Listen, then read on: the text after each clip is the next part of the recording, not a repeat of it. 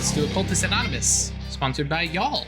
Thank you very much to our patrons, Adele, Alice, Al, Alexander, Alpha Wolf, Alsrit, Bernie, Buck, Chris, Doc, Emil, Jeff, George, Ianthe did nothing wrong, I'm the real 06, James, John, Camo, Cat Feathers, Klaus, Milo V3, Moku, Mozart D minor, Noctal, Other Guy, Perry, Foog, Polka Dot, Hubris, Porter, Puppeteer, Riafio, Sean, Shexar, Starfish, Terran, Thomas, Verhext, Vincent, Vortex Falcon, and Zoltan. Thank you all so much for your support. It means a lot to us. And for those of you out in YouTube land, thank you for liking, sharing, clicking the bell, telling your friends. I don't know exactly what you tell your friends. Like, hey, come watch these 5 knuckleheads play mage and be weird. Ding. But thanks. We appreciate you joining us. Also, if for some reason this is your first episode, hi. Might want to go back and catch the other ones because things are going to be weird. When we pick up, it is in what looks like a Parisian cafe. The year 1852. Ooh. Papa Legba sits across from a gentleman in a flowing, and by flowing I mean like fluttering robe that seems to defy gravity. There's no beverages. We're just sitting here enjoying and having a little conversation, and the facade of the cafe kind of flickers from Parisian to Venetian, and then for a moment almost London, and then back to Parisian.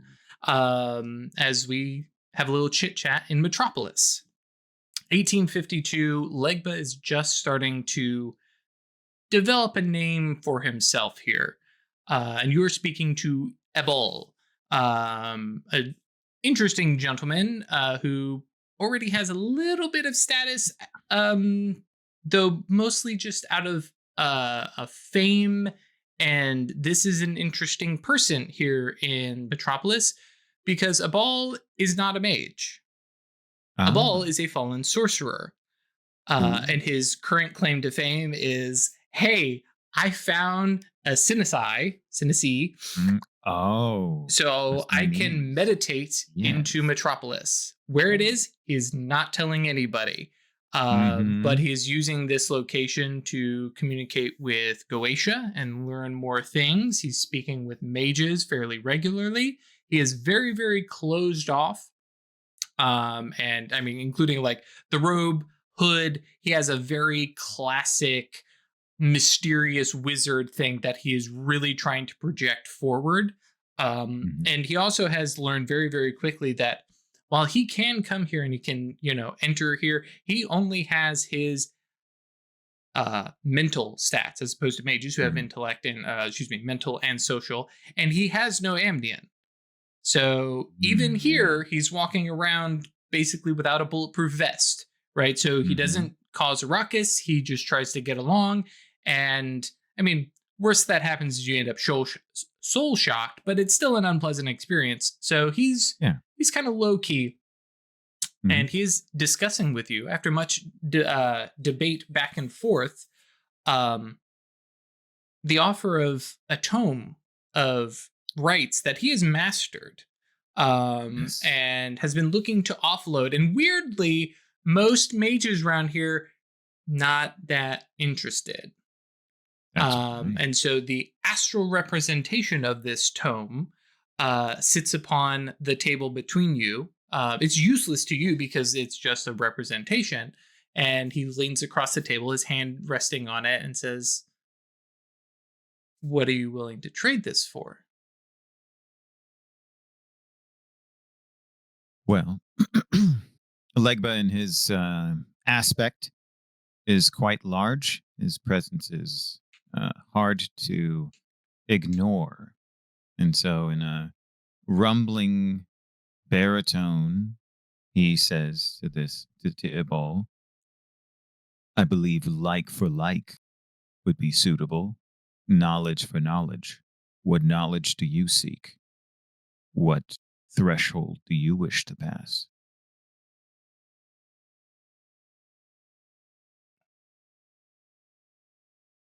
I want a guide into my own Neuros. And You we'll end. wish to visit your own. Yep. And we'll end it there, just as this kind of setup, because we jump now forward to 1857. We have seen this tome before. It's the one Jules Lamb was studying before snuggling his wife. And now it is 1857, and Ebol, still looking the same as before, a little wiser, is kind of giving you an update on the mundane news that is happening in Washington, D.C.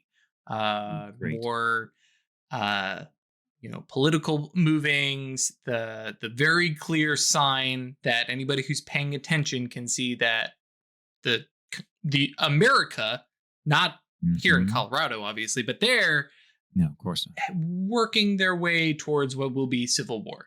Lots of conflict, lots of raised voices, a lot of not getting along, and things are just building up steam.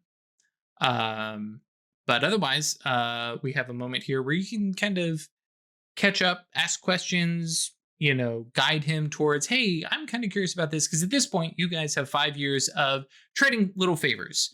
At this point, like, you've been able to show him into his own Neuros, which he can kind of explore, and it's a dangerous place for you because he's a sleepwalker, so it's not as aggressive as a sleeper place, but it's not nearly as welcoming and accommodating as a mage's. But you guys have now established this kind of rapport where a lot of this is mundane news or things that you can look into for him magically to guide him towards other things. You kind of have that relationship, and obviously you have moved up in status in Metropolis while he has kind of remained a novelty. But yeah, just real quick, what are we asking for? What are we talking to him about? What kind of stuff like that? Sure. When he mentions that, a civil war is pending, right? Like, but would of course first say, I trust that you've chosen alternate accommodations if needed to avoid it. I have safe places in DC. Well, I have people who owe me favors. There are reasons for which I might want to know what is happening more frequently than our talks. If there's a place through which I could observe what is happening, that would aid me. I do know a right. Like the smiles. Because I happen to read in the Mummy book a right that would basically be a psychic walkie-talkie. Yes. So, and so we'll pin that there, and I like that because this is more that wheeling and dealing. What has everybody else been doing in the 3 weeks since we last saw y'all rescuing and returning people back from the plantation? And obviously for Legba, if you have stuff that you've done in the past 3 weeks as well. Yeah. I'll wait, though, of course. Add a couple things, but go ahead. No, I was offering to you. In case you had anything. One is the conversation that Jules and Theo have been having over the years about working on triggering another awakening and stuff. In my head, it's kind of drifted away as an active topic of conversation. So I think you would want to either close that book entirely or let's start this conversation again with Jules at some point. Okay. Yeah. I really like the idea that Jules still likes the idea of awakening others.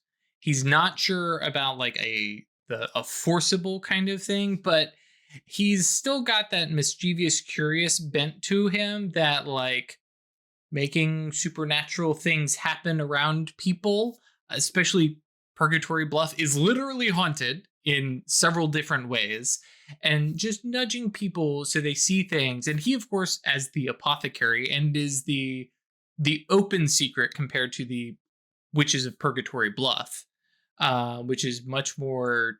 It's a higher level of supernatural versus this guy who will mix you tinctures and things that might help you. He's on board for nudging somebody. If somebody seems to be asking questions, he might mention that to Theo. I almost said weird. And try and nudge and be like, hey, how about so and so? He does, especially because I feel like you two have both done enough research about what can go wrong, right? Because initially when Theo started, it's like we just make somebody awaken, no big deal. And then over the past decade, we're like, banishers, harrowed. Yeah. And Theo knew that there's always a risk to an awakening, right? It's not. Right. It's not a gentle process. No, it's not like you stretch and wake up and suddenly the world is different. There's a little more to it. All right, so he's not interested in taking that ride himself, but he might throw names my way from time to time. Right, and I think that's been probably an ongoing thing for the two of you, because I don't know that we would necessarily call Theo an Alethian, where you are studying awakenings. You don't have really the opportunity to do so here, but the idea of causing them is, kind of the focus of your legacy. So, yeah, I like that. Okay. So, yeah, and I imagine, Theo coming to have tea, and just having this little discussion in the Lamb E. Pilar.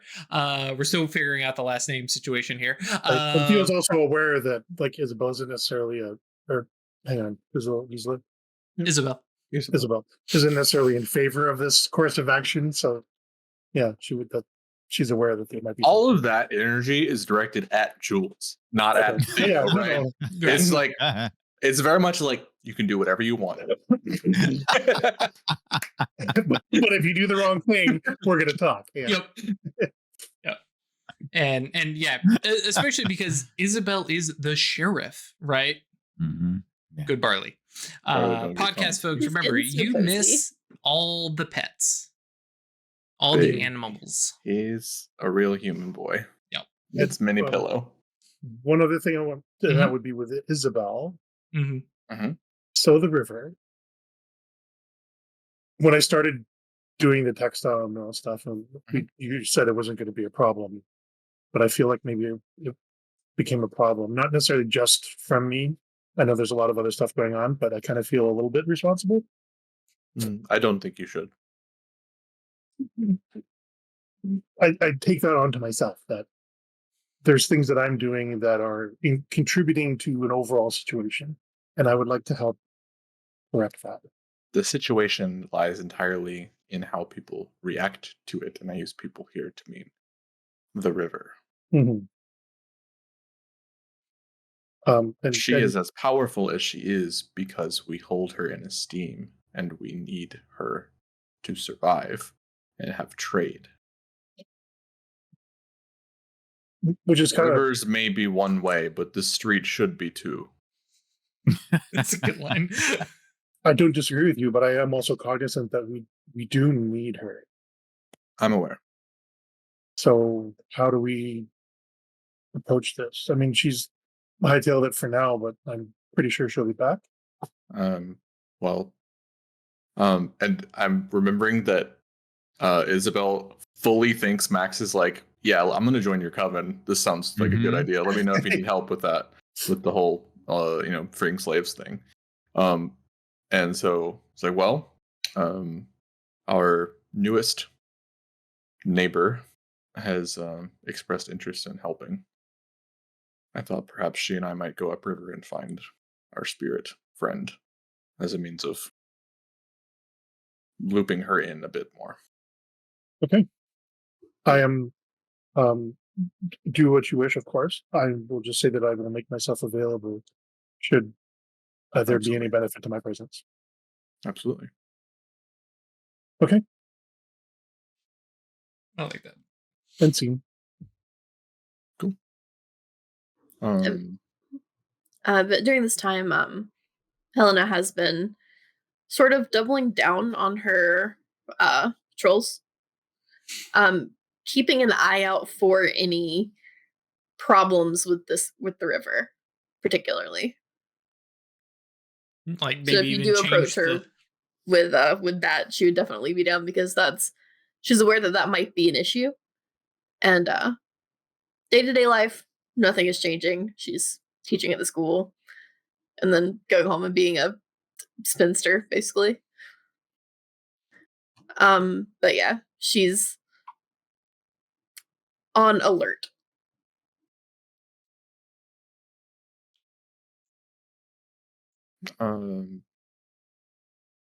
Isabel would probably catch you having changed your patterns. That's definitely like a different enough behavior and the sort of thing that Isabel and Petrichor would notice, and would just like flick a spell out to you to let you see spirits. Be like, this might make you, capable of doing what you're trying to do.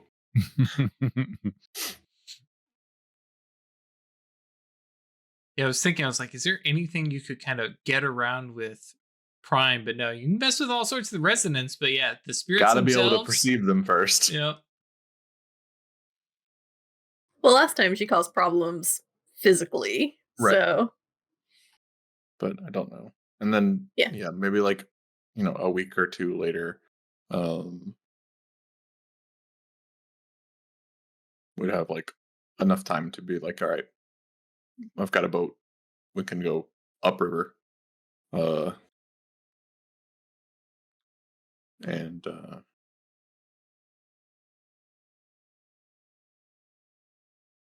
try and track her down. And convince her it's in everyone's best interest to renegotiate our relationship. We do need her to play nice. Yep.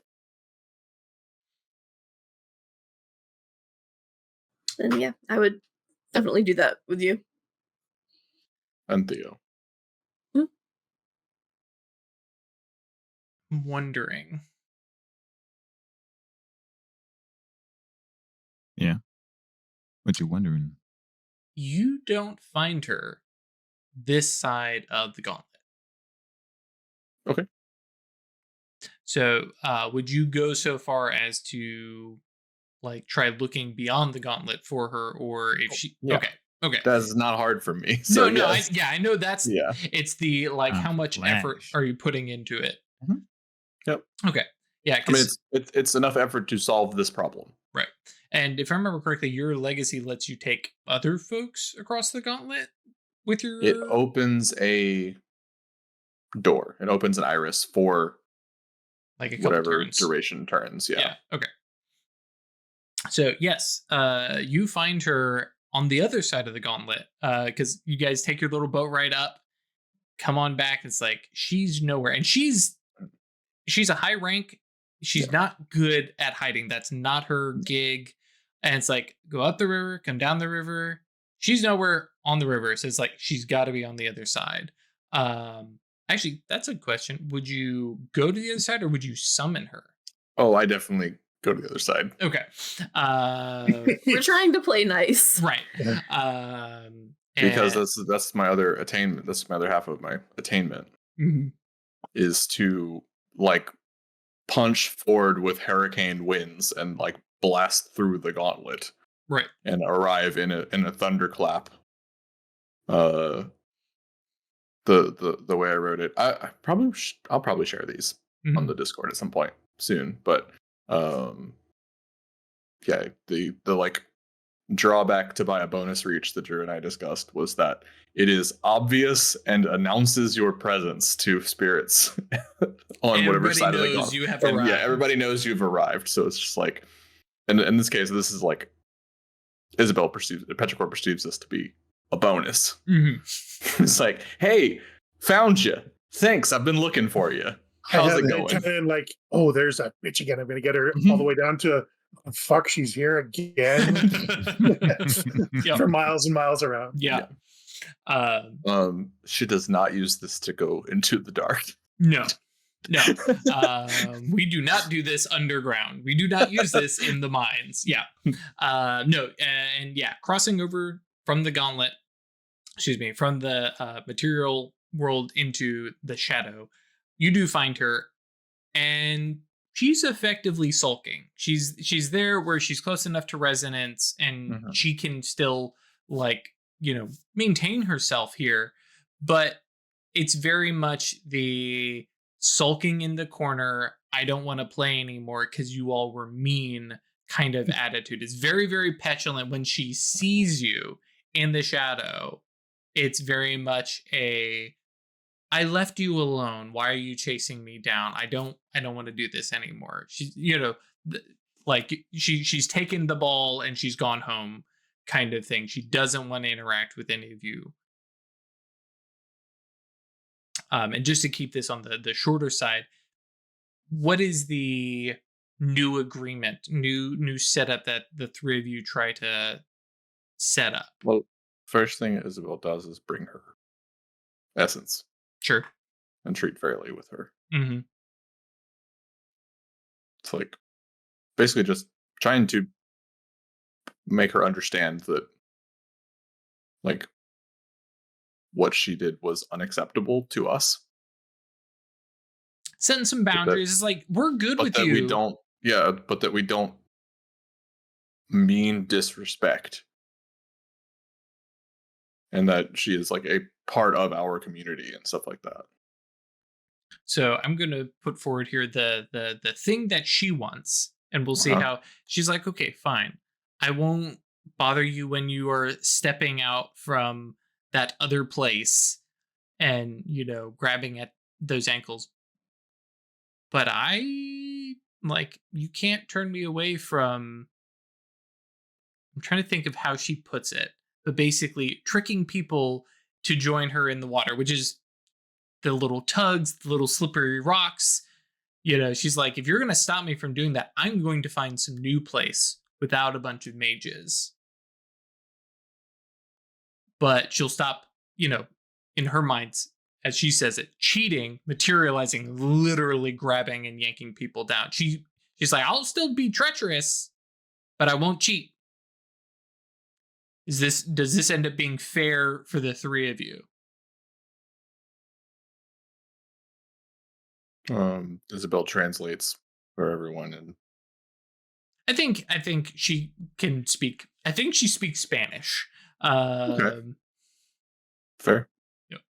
It's out of We're Both the Forsaken. Does Helena speak Spanish? Not well. So you translate for her. Petrichor translates. She's probably got like conversational walking around Spanish, but like she didn't get that. And you're up against this spirit's accent, which is wild. Yeah. I would say it's like the town's probably changed a little bit, but I would imagine that Purgatory Bluff still has a lingua hispaniola, as it were. Mm-hmm. Yep. Sometimes that's helped because of Legba's attainment. Mm-hmm. Yeah, people just seem to Cloak comes by and everybody just suddenly gets the language just a little bit better. Bit better. I love that. Well, as on behalf of the coven and the town, do you find that acceptable? It sounds like that is entirely within her nature. So I agree. Nothing out of the ordinary. I think it's good for me to hear that from you with different perspectives, because obviously those who would fall to nature are being tested.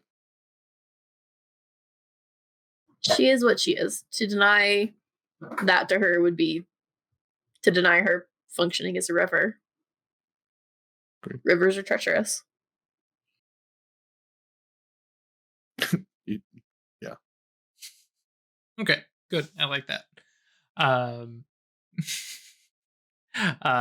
And then immediately just start like a little word about town campaign that like there are shifting currents in the rivers. The currents are bad. You should be really careful. Like, I know we say this all the time, but like, seriously, For real. don't fuck around the river. Start putting up. We're done with this. We're officially putting up signs. Slippery rocks. I like that. Okay. Was there anything else Isabel Petrichor was doing, or was that the? Because I know we kind of translated that. Okay. So Legba, cloak. Yeah. So one thing Legba would have done prior to that, but he didn't need to join in for this. That's why I didn't bring it up. Is he would have approached Petrichor and just stated, right? It wouldn't have been a dialogue. This is not him like dressing down Petrichor. He would just say that the Purgatorio has transgressed. If she transgresses again, my response will be more brutal. And this is where Petrichor would have the idea enough about, like, if you destroy her, she will not be the same river.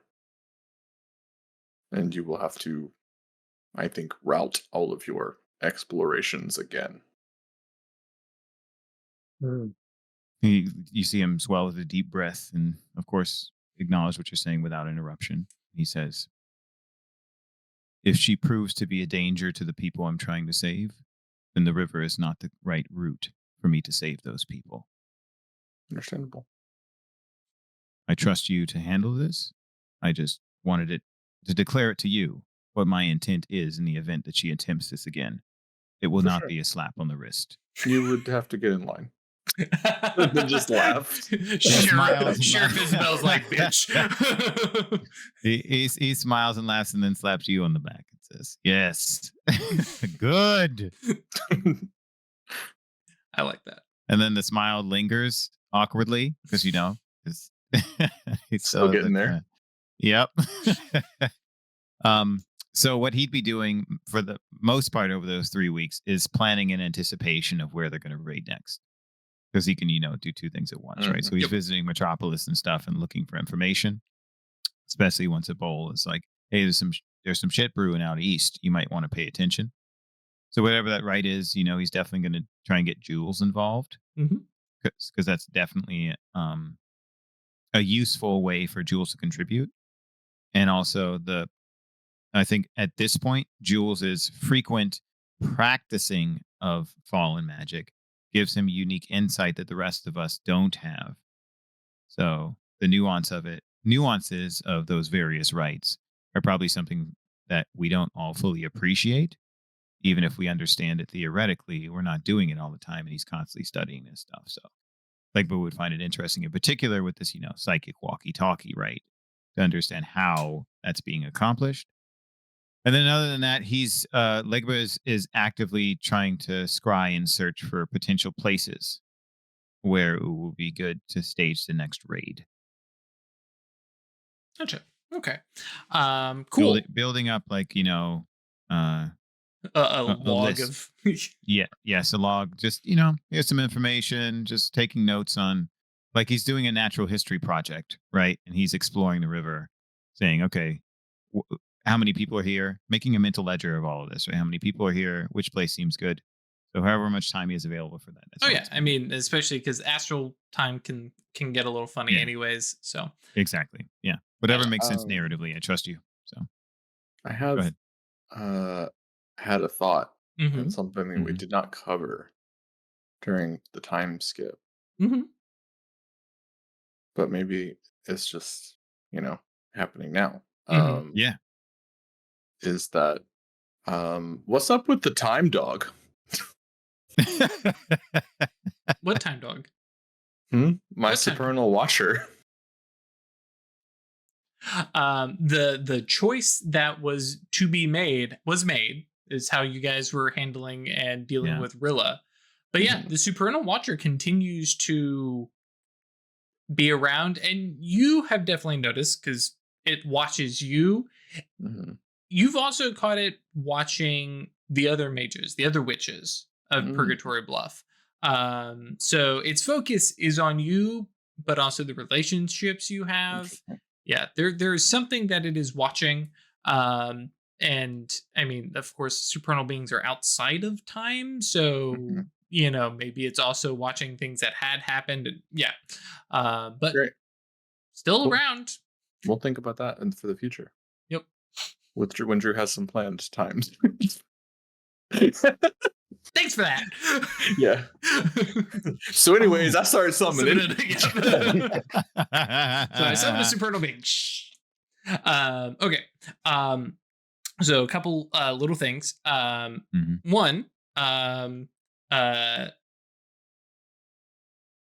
Jules already has a couple rights that are either mastered or has learned. So I'm going to write those down later. I haven't got around to that. But Rite of the Pharaoh's Ear, which is the name of this, will basically allow him to listen to anything it hears, and the object works at a distance, can't shut the noise out, lasts until the object is destroyed. Yes. So it will be a burden on Jules. And then the 3 elements, one of these you're probably going to have to clear with Isabel, because step 1, all closed rites have 3 parts. First is a living creature must be killed and torn apart in the name of the Endless Empire. While cultists usually use rodents, some vindictive masters sacrifice their neighbors' pets. We're probably using rodents. Thank you. We use a chicken. He's tearing apart chickens every night for the coyotes. Well, stick with me here.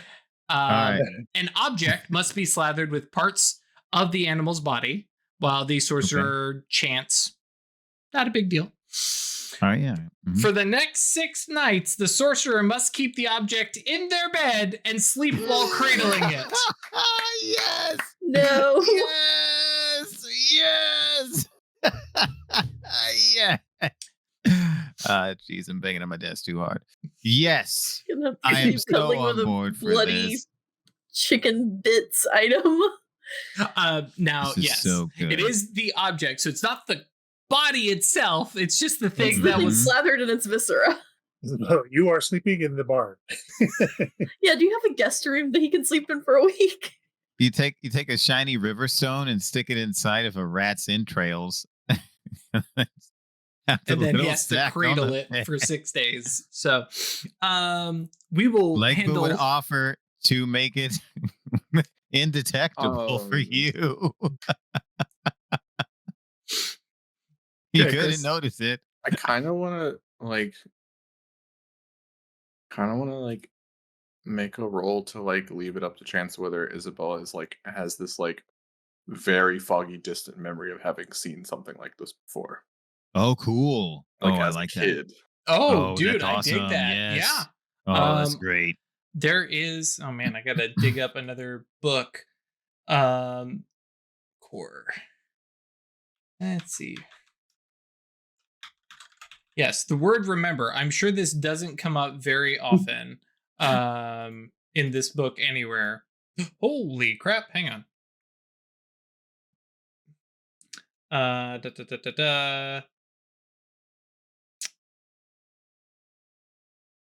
Nope, I didn't find it.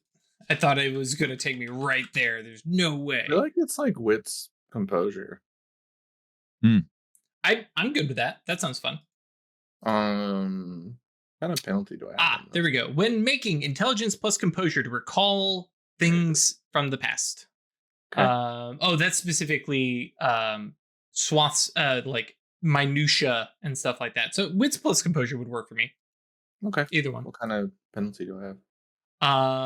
This is from okay, we're not going to be too cruel here, but this is the ancient past. So I think this is going to be a straight up -5. Cool. It's do I remember this, childhood memory? Do it. Dude, we do. Yes. Yeah, so you definitely remember this. Yeah, so Petrichor gets home from doing some witchy weather shit at midnight and comes home, and Jules just has this whatever object you want it to be, but just he's like getting into bed with it. As she like walks into the room, it's like, Wait a second. what? Okay, hold on. Pretty ballsy. What are you? Like, clear it first. What are you doing? A smoothie. What are you doing? It's a right. She's like at the book in a second, and like looking, and He's like, it's page 72. It's the little. It's the one that's bookmarked. Yeah. And what does it do? I'll be able to hear anything around the rock in my head. Interesting. Yeah. From what I got from yeah, I guess he would call you Legba. It's we might be spying on the US Congress. For a little bit. Interesting. That would be so much more of a revelation if this didn't just trigger a memory of seeing my mother do something like this. Cuddle a blood-covered rock in bed? Yeah. That is a very specific memory, really? You're not joking. I'm not. I mean, I know your family. I mean, we have. There's baggage there, but I have an idea that they're involved with magic. And like,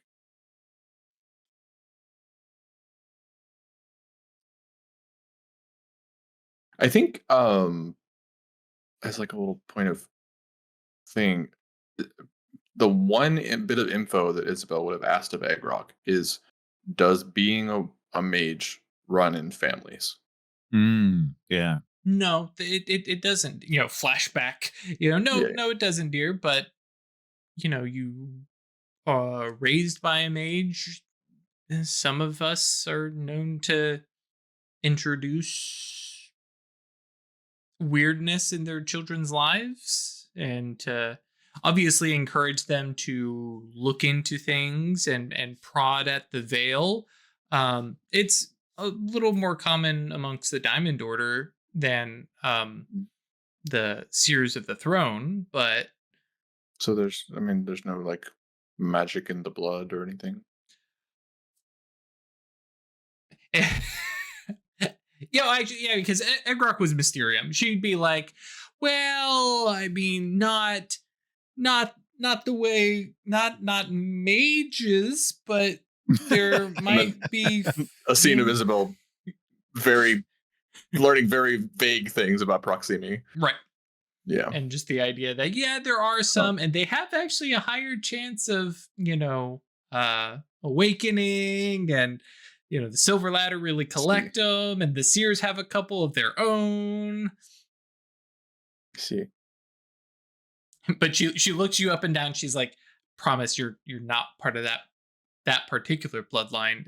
It would be more obvious. Okay. All right then. Jump back to the present. Yep.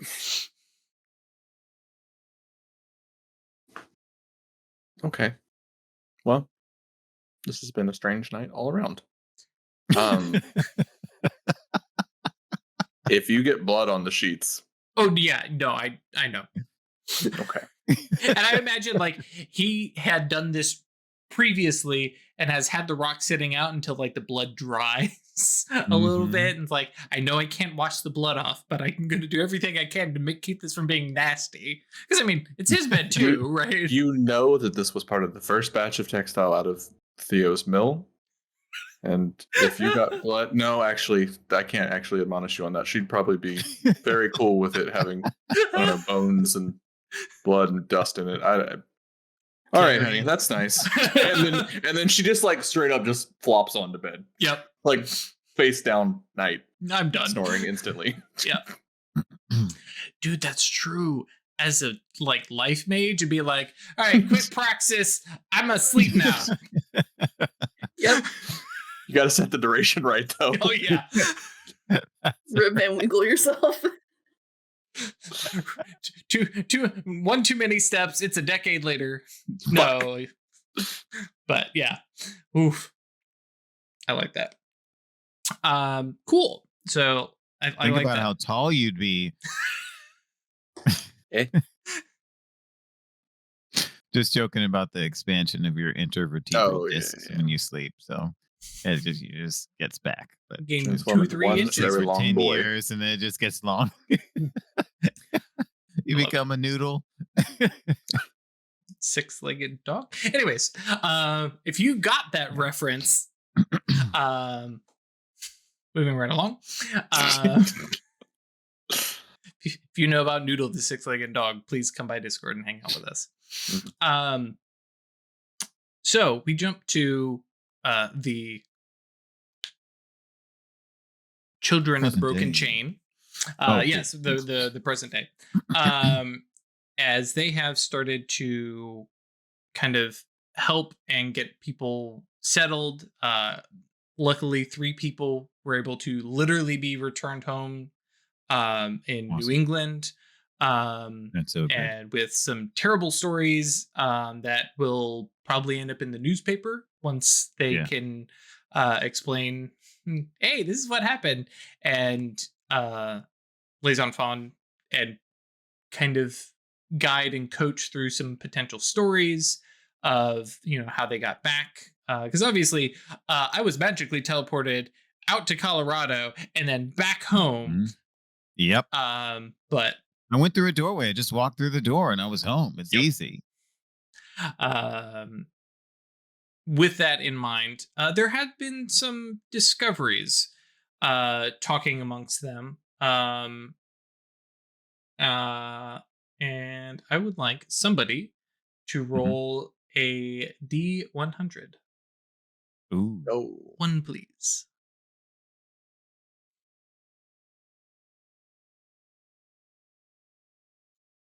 Not everybody at once. He was doing it. Yeah. I'll do it. No Yeah, it makes sense for Cloak. Yeah, if you're those their rumors. Okay, not a 100. What's that mean? You can make it 100 if you want. I have a couple tiers of things. 100 being the but no. They're just odd stories that they've told. And some of the things that, like, from your limited perspective of what things are like in the work camps. There's, oddities here and there, odd stories. Nothing that immediately stands out. It's on the next batch when you all return that some things are starting to show a little bit more weirdness. There's the abject abuse and cruelty and things like that, but you have some of them who tell stories of having injuries that don't match up to the memories they have. In this more recent batch from the next raid that happens at this 3-week mark. Yep. There's a gentleman who is still recovering from a broken leg that they all have memories of him being struck by the plantation owner's carriage and run over. And so his femur was run over and broken. Whoa. But the break is more like, and sorry to get a little on the graphic side, but more of a pulverizing. And rather than a wagon wheel, it's more like a chunk. And it has, the mottled bruising and he's getting over this? Well, getting over, as far as he could see, and for all of them, he was probably going to be left to die. Yeah. It's not exactly like they were going to do anything for him. And if he got better, great. If not, well, he'll starve.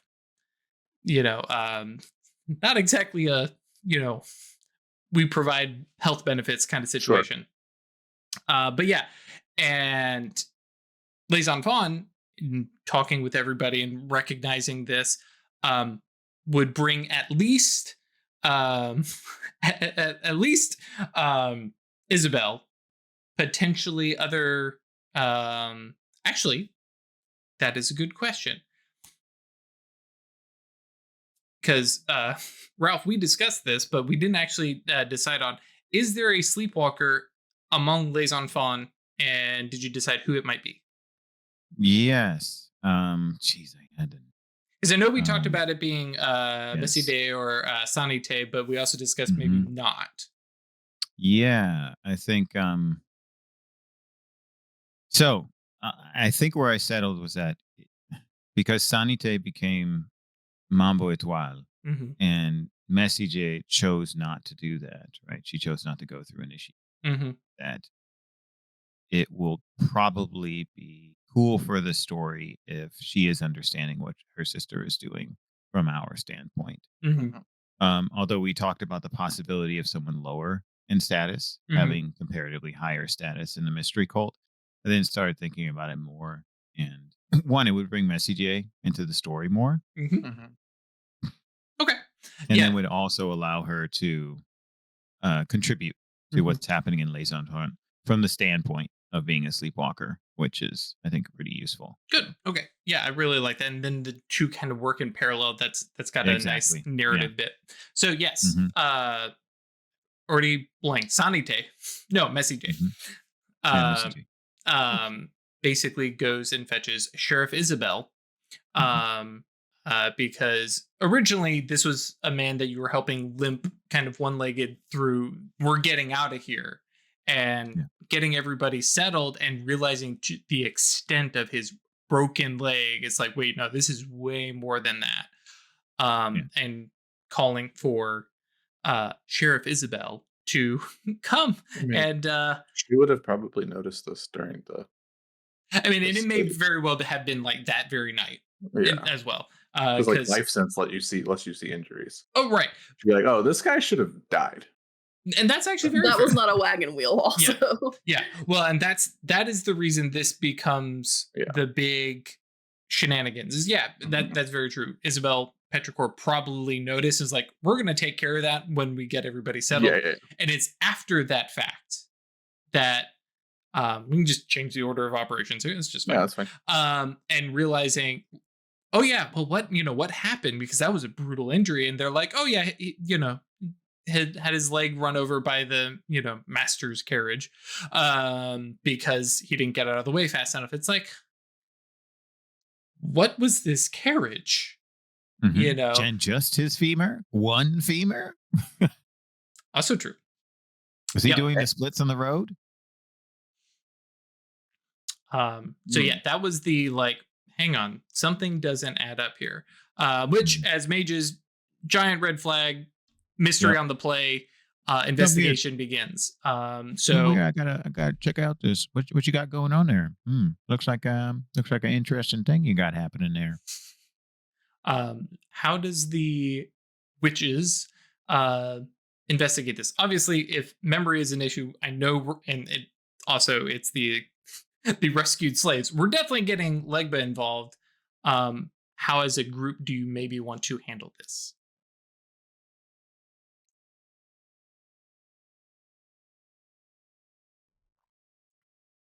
I think this plays to other folks' strengths more, so they would be available, but wouldn't take an active role. I think there'd be like a hurried conversation between Monsieur J and Legba and Petrichor of like, look, if something, capital S something, happened already surrounding this wound, I don't know if using my magic to fix it would be a good idea.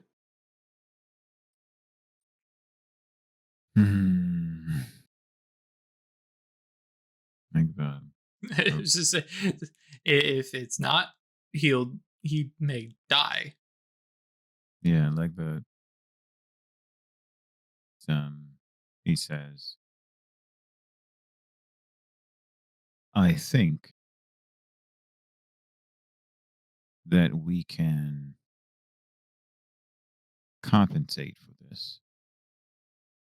They have gone through many trials and experienced great stress and trauma. And were we to coax their dreams, especially so soon after their deliverance, into accommodating this miraculous recovery, I don't think it will cause them too many problems. I believe his life is more important. Oh, sure. I'm not gonna let him die. Yes, understand that. But there's a lot of difference between like out of character, like life 2 and life 4. Right? Yeah. What like Or I would life say 3. is, I would favor a lengthier recovery. Okay. That is just miraculous, or no, that is surprising. Yeah. Rather than instantaneous. It's gonna beat the odds. Mm-hmm. Yes. Okay. So she just gives him like a juiced up body control for a while. Of like, we're gonna put you at like the peak of human believability. Yeah, exactly. Somehow, like his legs still gonna be fucked long term. He's gonna have a limp and shit like that, right? But like, but not enough that it gets destroyed by dissonance and stuff like that. Bunch of quiescence. Of course, the real issue is the damage to the femoral artery as well. So if like his legs getting that damaged, right, like clots and all that, so the body control would help, I think, with that. So. And I'm assuming we just like with a flick of the wrist, she just knocks this guy out, so we can talk about it, right? Yes. I mean, after this is because it's middle of the night that you rescue them. Once they're comfortable, immediately, like as soon as the adrenaline wears off, it's night. Yeah, they go to sleep. Yeah. Yes. Totally. I don't understand what. I mean, something that did this much destruction, he should already be dead. Or the leg should have ripped off and he'd be dead. Or it's like the fact that he was recovering from this. This isn't something that happened today.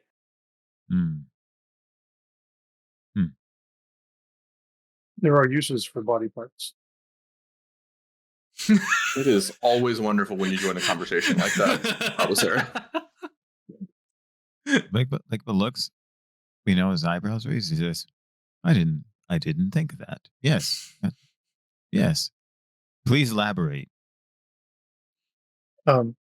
They can be used in rituals. There's a certain amount of power that comes from living material. Yeah, like if you were to tear apart like a rat and then drag a stone through its blood. Like what raises an I was eyebrow thinking larger scale, but that's a pretty specific example. Yeah. He doesn't say anything. Just like points a finger over like, we'll talk about that. But there's also he looks around. There's also ways, and she would pull out her little vial. I don't know that she's talked to you guys about this. She has a little vial of blood. It's perfected blood. There are uses for perfected biological materials as well. I'm not an expert on those, but I know that they exist. Are you supposing that we've somehow just liberated the property of a mage? I don't know that there's another explanation for how they survived as long as they did. Why this injury, though? To entertain what you're suggesting, that perhaps he or others were a source of materials for arcane ritual. I just realized I'm the one with the spell for this time. I've never had this power before. I'm only speculating, but it would be possible to grow an entire person, or using perfected bone and perfected marrow would allow a source of perfected blood. Perfected biological materials are still alive. I mean, you can grow an entire person. We've both done so. It's not that magical. You just Right, but you don't necessarily have the means through the natural process of aping them in completely. Okay. I mean, do you have reason to believe that part of him was harvested? That's Just- my Good evening, speculation. It's a Helena. working theory. Yeah, I'm not there. I'm just I wondering, mean- like, where we I mean, got this you're- from. If you're doing these patrols, you would have noticed that we We've done another one. wandered in. Mhm. And you offered to help and have been invited, so you absolutely could be here. And especially because like this Please be went here. from this also went from a like we're dropping everybody off to no, there's a legitimate conversation that is happening in the fields outside, and it's like the wizards have their heads 50 together feet from the river. We have not gotten far. Yeah. It's the witching hour chat. In my head, like I thought that Isabel like called a powwow or whatever. Oh yeah. Like Yeah. this is something that very quickly everybody's drawn together because instead of disappearing into the shadows, we're having conversation right now. We often have these conversations telepathically when we aren't able to be present physically when necessary, right? Like we need to chat, but Isabel has to do work as a sheriff, or Theo has to be with her family, like whatever's happening. So also true. Has anyone checked the subject for Nimbus? Nobody has said so. Mike looks and turns on his eyes. You all do not see the sign of a nimbus, like or an active spell. I would just have looked at him with like a basic analyze life to try to figure out what's up here. Yeah, which you get the same thing that Isabel at this point has probably already seen, which is he is probably going to die, but was stabilized enough to not die. But like with no active, and with no active spell on it, it's like no, we patched him up real quick, so possibly can't remember a cure spell because those are lasting, don't leave an active effect or anything like that. You would have to dig into Focus Mage site for that. And I know Chris was talking about I have the Arcana for this where you're talking about time spell. Yep. Double checking that was what Chris was thinking. Yeah, I was like, somebody should cast post cognition, and I'm like, wait, I'm the somebody in this cabal now. I will go ahead, and I'm going to save you the writing it up. Okay. Yeah, because, and this is Tome of the Pentacle. Thank you for giving me this term. You encounter a lacuna, which being a new to time mage, I would guess you have never seen before. 2 dots. That's true. I don't think you've seen this before. You go, this man does not have any sympathy, temporal sympathy, or timeline before last night.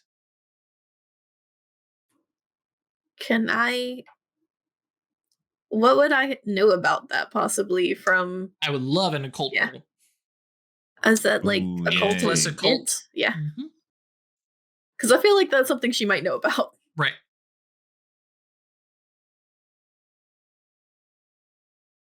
Well, he has a soul. Yep. Okay. Totally normal person. 2 successes. Yeah. So.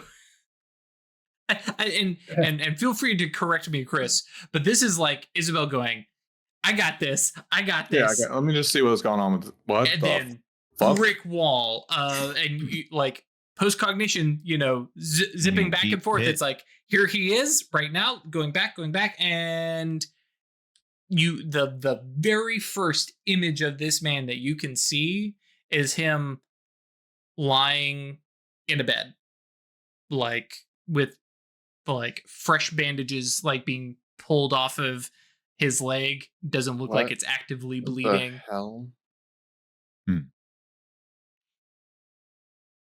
And for Ash, yes. So it's like a man with no history. Or with no past. No timeline, yeah. You have heard of these lacuna. They are a naturally occurring thing where timelines, split off and then are change because of magic. So they happen. There's other ones that you have heard of, and like things that are splintered off, or whole timelines that just kind of exist outside of ours, and just these weird, and you don't have time magic, not a thing that you studied, but it's just like, what? Yeah, this is very unusual. You do know that they can be made unnaturally with a spell just literally snapping, and because you know that from, there are many mages who are like, I don't want anybody to mess with my past, so they just sort of sever it. Right. And so those events happened. You just can't use this person to go back and find them. So you would have to find like some object from. Isn't it already really hard to get past an awakening though? Yes. Awakenings are like a -5 or whatever, or just really weak temporal sympathy. Is there any way to sort of? Sorry, go ahead. I was gonna say, is there any way to sort of like scrutinize this man to see if it was done unnaturally? Yes. Yeah, because the immediate nimbus, you don't see anything. But it would have been severed. Right, yeah. And so you could dig in and try and find I'm about to try and get some time beats. Yep. I guess I should look with Prime. I'm looking for magic. Yep. Makes sense. How are we doing this roll? We're just going to do a straight up Gnosis plus your appropriate Arcana plus 2. Because I imagine at this point you all have got like, I have my handy dandy Inspecto Yantra. Yep. And get that equipment. Yep. The sights of my gun. Oh, I've got my perfected gold looking glass pendant. Just pull that out. Hey, you guys. Hey, sir. You say you have something weird He's going unconscious. on in your We're throat? okay. Oh, no, I know. I'm saying in general. Hold on a minute. Let me look down your throat. Let me check out this gun. What a shocking revelation, Alphonse. What's it say? Oh Lord. You're not going to like penalize obscurity or whatever. No, because remember, opacity is something that you build up to. Only one. Yeah. I rolled 11. I rolled 13 dice. Wow. I got 1. Yep. You guys will have an opportunity to inspect this guy once a day. How about 7 successes? Yes. Okay. And because I can't quite see what you rolled with time. 8 dice. I rolled 8 dice and got 7 successes. That's great. I rolled 13. Got 1. Get good. Chris is back. I don't know anything Chris else rolls 1 or 0 successes or all of them. Correct. Okay. Yes. This is an actually like air quotes simple spell. I'm gonna go find it real quick. Called Lacuna. It is outside of what you could do, but yeah, it very clearly is. This is a thing that severs timelines, and you have the advantage of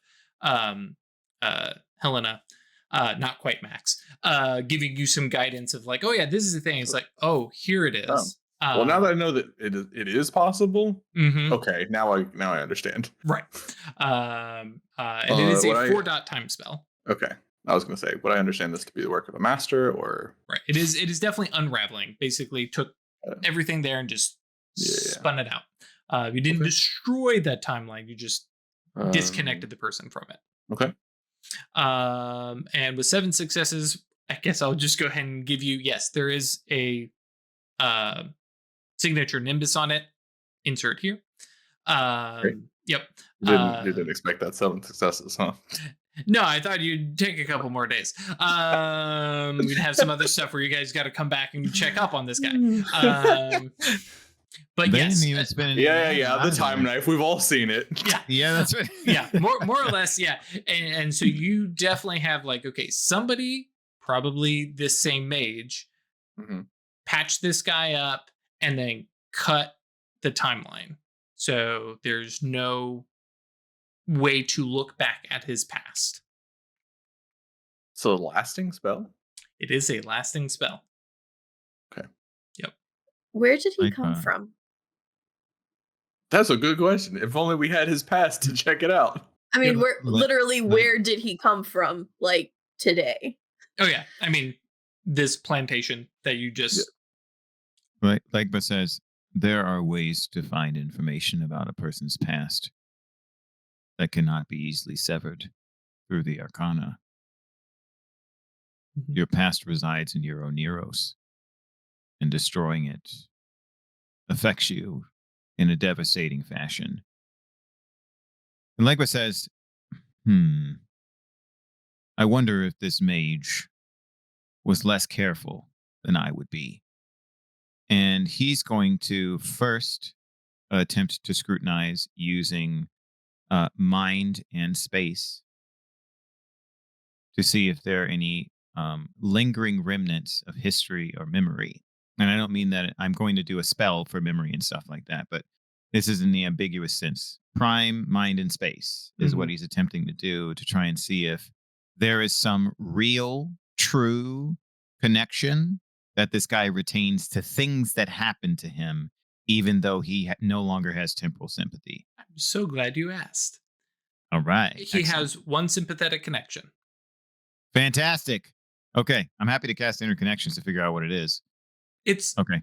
Where it's his home. His They're home. Gotcha. in the plantation.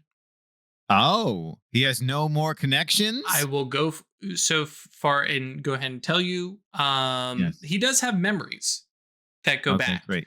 But there is a black hole of about 2 days that he has no memory of, and it is lasting. Ooh. Which is something that Legba can do, but also only a master of mind can do. Yes. I will also note, yes, that is a different signature nimbus. Oh. So through your investigations, you come up with at least 3 signature nimbuses. 3 mages worked on this guy. Wow. Why? Well, it's probably something to do with what happened in his past and in that block of amnesia. You know what Legba says next? I'm sure no one's going to agree with me, but I think we should talk to his dame. I was going to suggest the same thing, actually. He smiles at you. But the first time Theo's done wandering into a sleepers and euros. It always goes so well. Yep. Exactly. Hey, it went pretty good. It does go well. It does go well. Yeah, and then I had to walk all the way out through the fucking planet dreams. Anima Mundi. Throw my absolutely never uses a correct term. No. Yeah. But that was just fun. on principle. It's like, no, I'm not going to go to the planet dreams again. I love that. I don't need to know what nightmares rocks have. We just simply should not know. I'm just going to be nodding along like, yeah, definitely. But what about the nightmares that trees have? Not any It's better. a chainsaw. We already know that one. That makes sense. This day and age, a saw. Yeah. But that's fair. So yes, behold the mystery. And I will go ahead just because we're short on time, so I won't start digging into this. The other thing that having this kind of as your impetus, checking with the other mages, the other rescued folks, they are also missing the same gap in time, and also have their connections.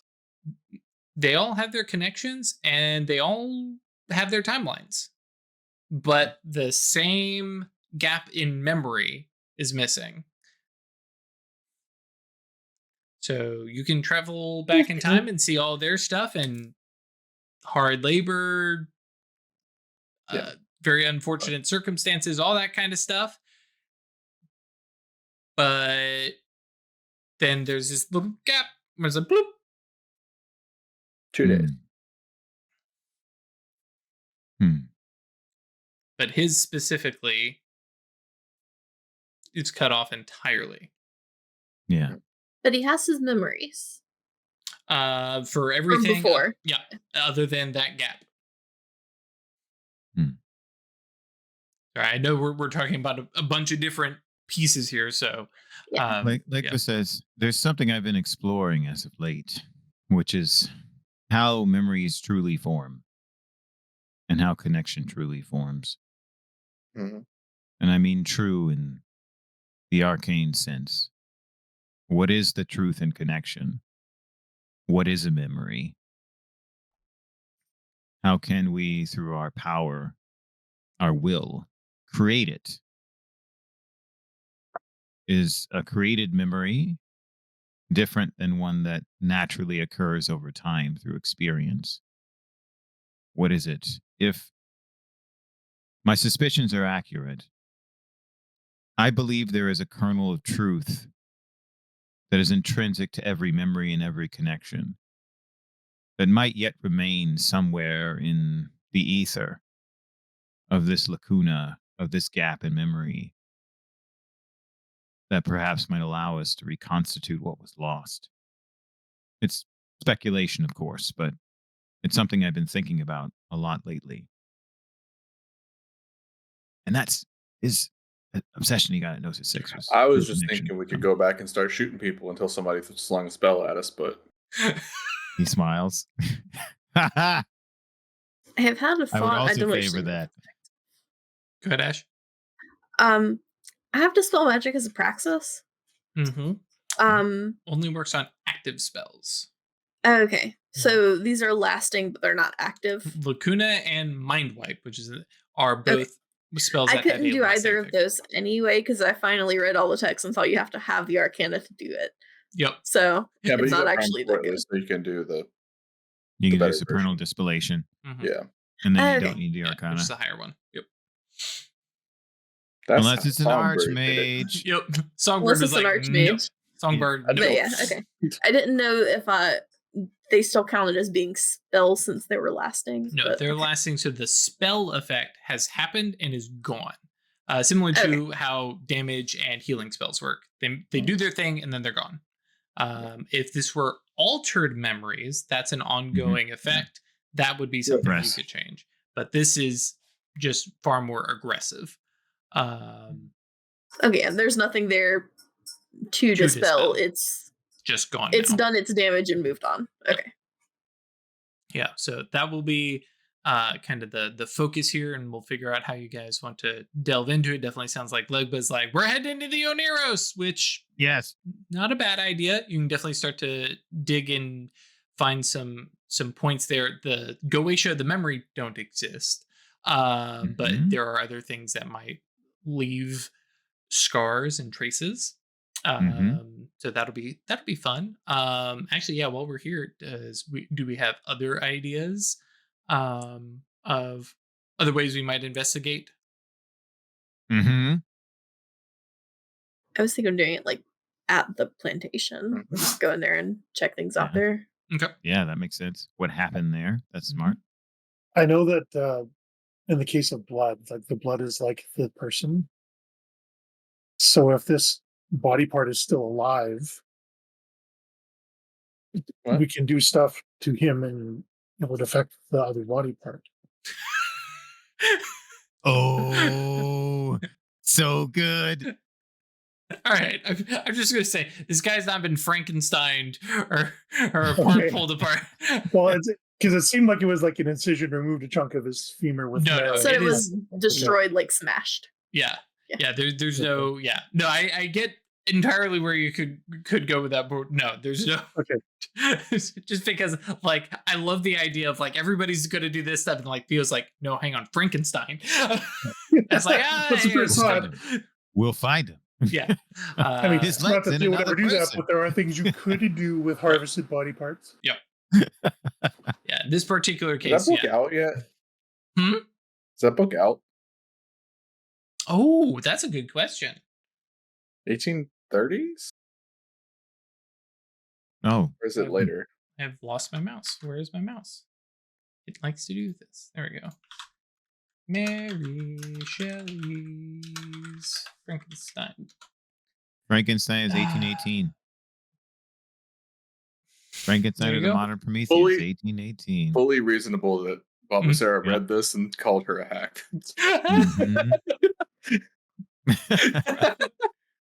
I mean, to be fair, Victor was a hack.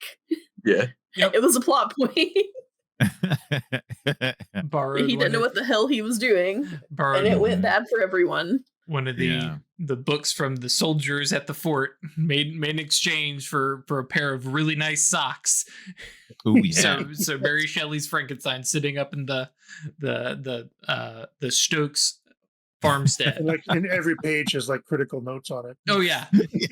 Why would this you is do ridiculous. that? Why would you use lightning? Oh, I love that.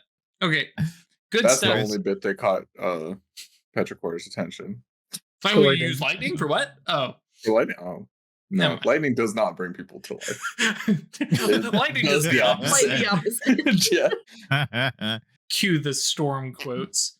There is another Avenue. Yeah, supernal being. Yep. The time dog. Ask or the time dog. Eat up, but ask for those memories. Ask for the connection that was lost. I'm also okay with that. So dog. Out of game, we'll discuss what our preferred method is. Yes, and absolutely, we'll chase that one down at least first.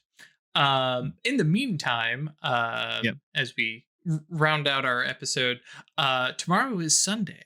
And here's my question: do y'all attend the same church? Do y'all go to church? Yeah. Certainly the second question, yes. That's true. So I'm curious about that.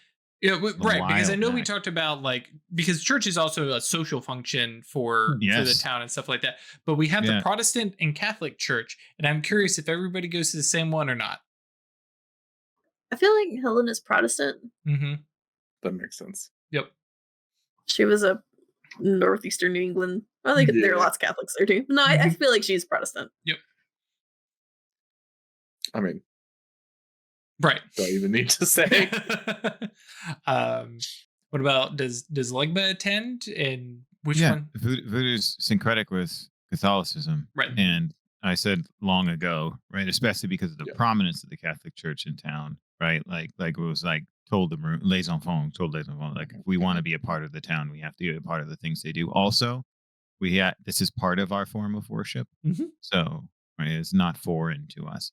So Legba has still been a presence at the Catholic Church at Mass on Sundays. So, and what about Theo? Theo would be attending just for the social aspect of it, and it's the segue into the picnic in the graveyard. Yeah, is it? And does she lean Protestant or Catholic? Okay. I love that. That's perfect. So the coven is established, and it's and Max has joined us, and do you go to that one? Oh. Yeah. We'll see you after. Actually, considering Protestant versus Catholic, we'll see you much later after. Also depends on what kind of Protestants they are. I feel like she's probably Lutheran. And I don't know if these guys are. No, they don't have the. They got the one church. Yeah, they don't have the option of choice. There's a Protestant one and there's a Catholic one. Yeah. One's in English, the other's in Latin. So actually, probably Latin and Spanish. Start using the vulgar. Yeah. But okay, cool. Because that's the other thing that I totally thought about doing this episode, but we ended up running a little short. But yeah, because we're gonna talk and see if the mages have kind of wiggled in some thoughts and syncretism into the discussion and the sermons and things like that. Just because I'm kind of curious with all the hunting things that happen in Purgatory Bluff, how many have suddenly managed to align with the things that are being spoken at the pulpit. Gotcha. So yeah, little stuff like that. Cool. I'm having a Chris moment where I'm like, well, I gotta shorten up a couple couple sessions because they're like, oh no, we're just going to figure this out with 7 successes on the first try. Yeah. Look, I does what I does. You know what I'm saying? The dice. Hello, Layla. As soon as I clicked it, as soon as Ash was like, I got 1 success, I was like, oh, I'm about to hit. And sure enough. Yeah. Okay. But yes, thank you all, my players, for being awesome and continuing to, just be like, now we're just going to do this. I'm like, yep, that is just much. Yes, Craig? I do have a church-related question. I'm just kind of curious. What is our relationship with the Catholic priest? That is one of the things we will discuss next Like, episode. in my head, I'm kind of thinking he might be low-key, like, not like us very much as individuals. Well, and that's one of the discussions. Well, we'll actually have it off episode to kind of establish these two NPCs. Okay. But yeah, because I am very curious about that. Because the Inquisition ain't dead. So yeah. But yes, thank you, my players, for sabotaging me any way you can with good dice rolls. And thank you, viewers, for hanging out. Thank you for liking, subscribing, sharing, commenting, all those things that feed the YouTube algorithm, and share our information around and make it more likely for other people to see us. That always helps. And I'll be honest, gives me that dopamine. And obviously, special shout out to our patrons who support us monetarily. We greatly appreciate it. I'm going to start thinking about extra stuff that we can do with y'all.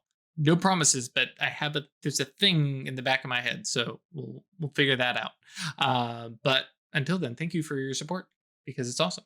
If you want to support us, that's patreon.com/Occultists Anonymous, but that's way too long. Go to staylucky.club. And if you want to join us on Discord, that's www.yeetinto.space. I have no idea what the long URL is, and why would you not just want to yeet people into space?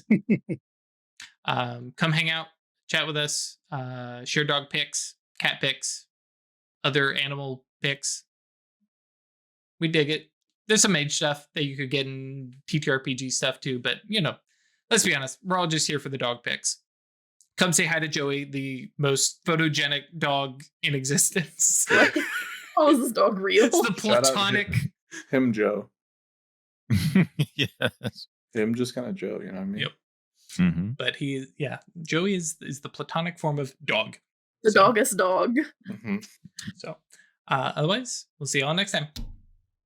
Later.